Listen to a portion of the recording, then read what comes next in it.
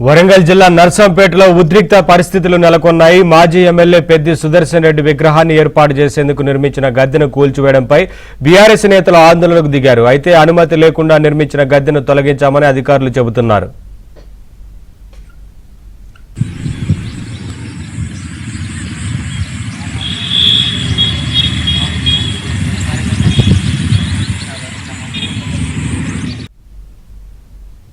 వివరాలు మా ప్రతినిధి నవీన్ అందిస్తారు.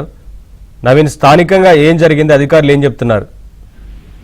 వరంగల్ జిల్లా నర్సంపేటలో తీవ్రమైనటువంటి ఉద్రిక్తత నెలకొంది. ఇవాళ పెద్ది సుదర్శన్ రెడ్డి, దివంగత మాజీ ఎమ్మెల్యే పెద్ది సుదర్శన్ రెడ్డి సంతాప సభ ఇవాళ ఉంది. ఈ సందర్భంగా అక్కడ విగ్రహాన్ని ఏర్పాటు చేసేందుకు బీఆర్ఎస్ శ్రేణులు మెడికల్ కాలేజీ ఎదురుగా ఒక గద్దెను ఏర్పాటు చేశారు. ఆ గద్దె దిమ్మెను ఏర్పాటు చేశారు. ఆ దిమ్మె పైన విగ్రహం పెట్టేందుకు ప్రయత్నాలు చేశారు. అయితే అక్కడ విగ్రహం పెట్టేందుకు ఎలాంటి అనుమతి లేదని మున్సిపల్ అధికారులు నోటీసులు జారీ చేశారు. నోటీసులు జారీ చేసిన అనంతరం ఇవాళ తెల్లవారుజామున అక్కడ ఆ దిమ్మెను అధికారులు కూల్చివేశారు. పోలీసులు భద్రత మధ్య అధికారులు కూల్చివేశారు.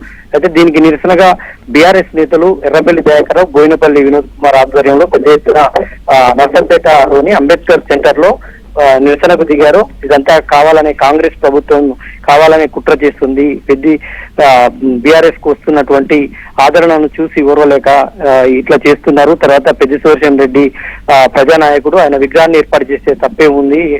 అన్ని విగ్రహాలకు ఏర్పాటు చేసేటువంటి విగ్రహాలకు అనుమతులు అవసరమా? ఇది పెద్ది సుదర్శన్ రెడ్డి సొంత జాగాలో విగ్రహం ఏర్పాటు చేసుకుంటే తప్పేంటి అని బీఆర్ఎస్ నేతలు ప్రశ్నిస్తున్నారు. ఈ నేపథ్యంలో అక్కడ అంబేద్కర్ సెంటర్ లో నిరసనకు దిగారు. గడ్డ వైపు వెళ్తుండగా పోలీసులు అడ్డుకున్నారు. అడ్డుకోవడంతో ఇటు పోలీసులకు బీఆర్ఎస్ నేతలకు మధ్య వాగ్వివాదం జరిగింది.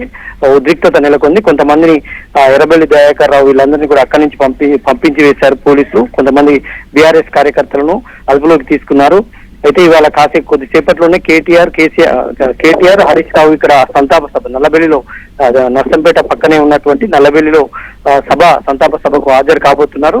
వాళ్ళు కూడా ఇక్కడికి వచ్చి నిరసనలకు పాల్పడతారా లేదంటే అక్కడ డైరెక్ట్ సంతాప సభ దగ్గరికి వెళ్తారా అనేటువంటిది చూడాలి. ఎందుకంటే ఇక్కడ అయితే నర్సంపేటలో అయితే పెద్ది సుదర్శన్ రెడ్డి విగ్రహం ఎట్టి పరిస్థితుల్లో పెట్టేది లేదు.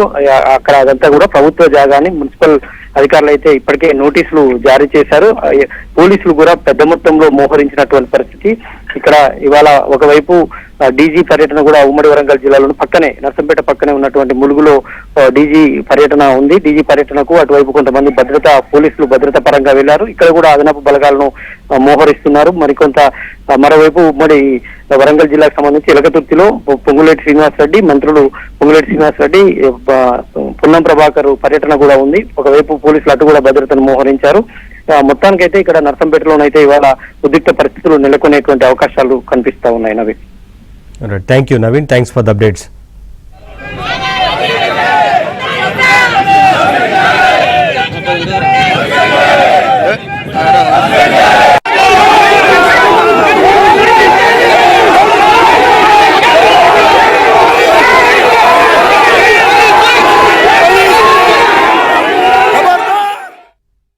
చాలా బాధాకరమైన విషయం ఇది.